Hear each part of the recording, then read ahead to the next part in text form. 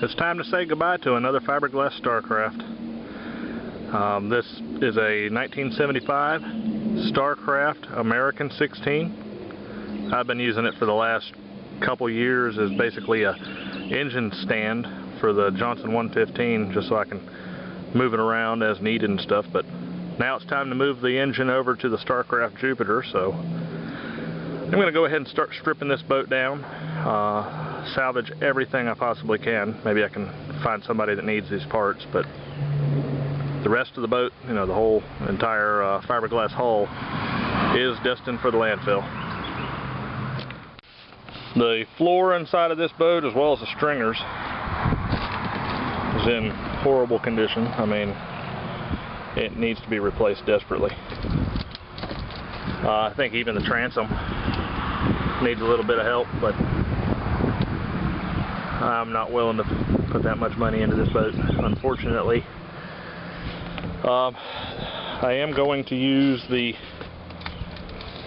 Starcraft steering wheel on the Jupiter. I'm going to save the controls for the Johnson outboard.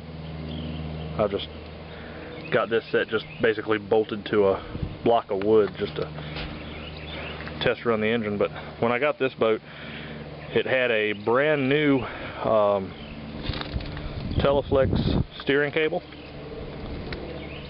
which unfortunately I won't be able to use for anything, so I'll probably just sell that or maybe save it for another project. And it has a brand new bilge pump, which I'm gonna probably use on the Starcraft Jupiter. The windshield and windshield frame and everything, you know, all the glass, everything's in good shape, so I'm gonna be careful removing that, so maybe I can use it on a future project or maybe find somebody that needs it. All the cleats, the little bow rails, all that stuff's going to get removed and set aside. Like I said, I'm just going to scrap the fiberglass hull. I'm not going to waste anything if I can help it. So let's go ahead and get started tearing this thing apart. Right now I'm removing the rub rail so that I can get all the screws and everything out. Then I'll probably start cutting the upper part of the boat into sections so that I can get to the bolts and everything for the windshield and bow rail and all that a lot easier without having to go digging into all the cubby holes. So I've almost got this all the way off. The rub rail is now removed. I actually thought that the top section of the boat, where it mounts to the bottom, would have some sort of adhesive or fiberglass resin or something holding it together, you know, not just the rub rail itself. But I've removed the rub rail and it's already wanting to separate, so that's a good thing. It'll make the work a little easier. But I went ahead and removed the outboard off the Starcraft and just temporarily mounted it to the stand over here. I still have some work to do to the motor before it's ready to go on the Starcraft Jupiter, including swapping out the entire tilt and trim assembly.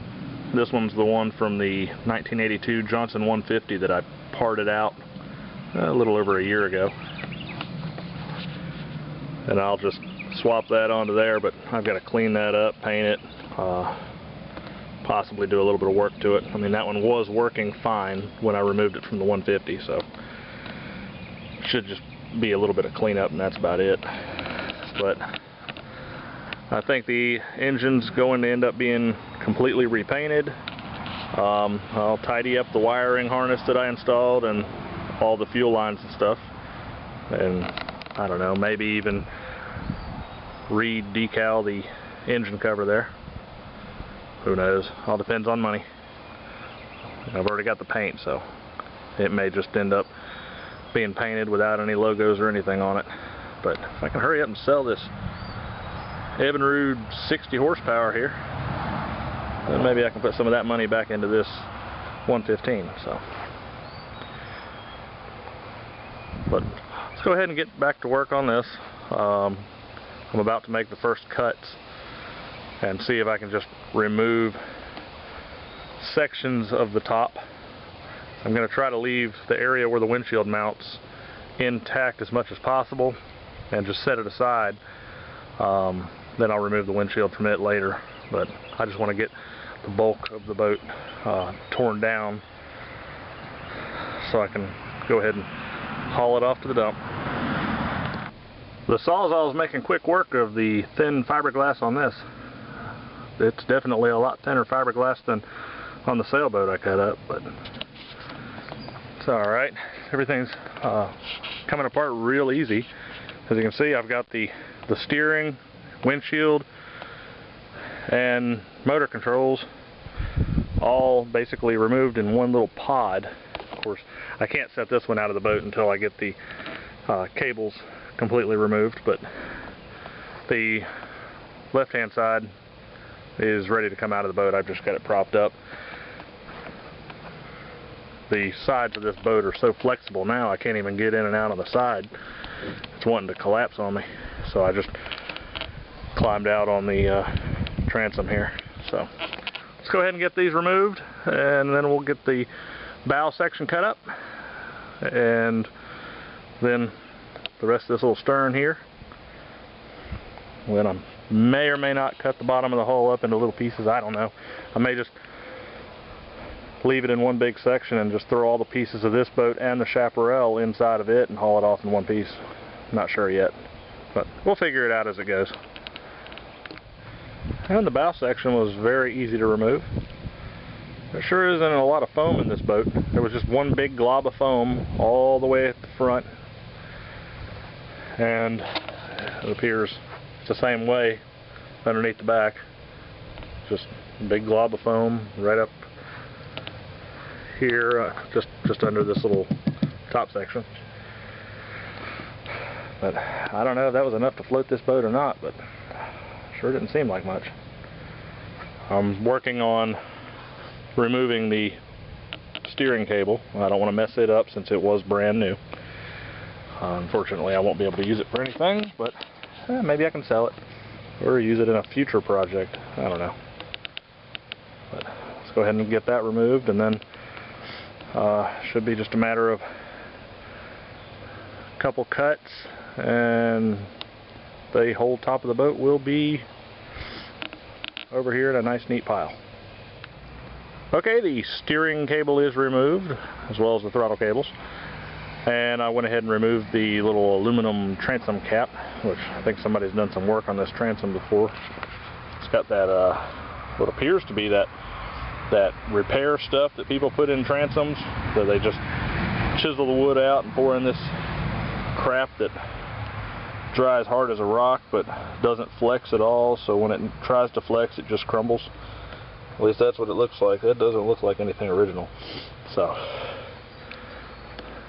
now it's time to go ahead and remove this rear section. As you can see, here's the windshield, steering wheel, engine controls, steering cable, and all that are in place. I'll remove that later. I'm going to haul off all the rest of the boat first. I'll just hang on to the two little windshield console sections. But it's finally getting there. I haven't even worn down one battery on the Sawzall yet, so let's get back to work. Alright, the rear section's removed. That's everything for the top. Next I'm going to remove this little boarding ladder and the bilge pump. Then I think what I'm going to do is just make a cut,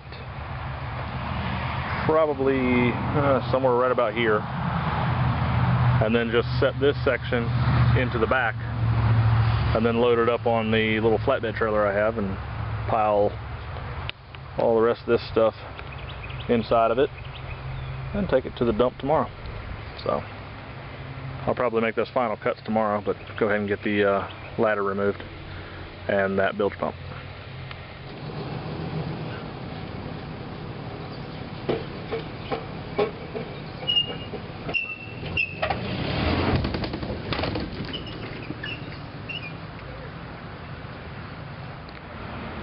now that it's off the trailer and a couple days of non-stop rain have passed, I'm going to go ahead and cut up the remainder of the hull. It shouldn't take me but about 15 minutes. I'm either going to cut it into sections, or I might just trim around the sides just above the floor and then fold them in on itself. I'm not sure, but just got to get it to where it'll fit on an 8-foot trailer and then pile the rest of it inside itself. So I'll figure it out as I go. Okay, that's it. Now it's just time to load it up on the trailer.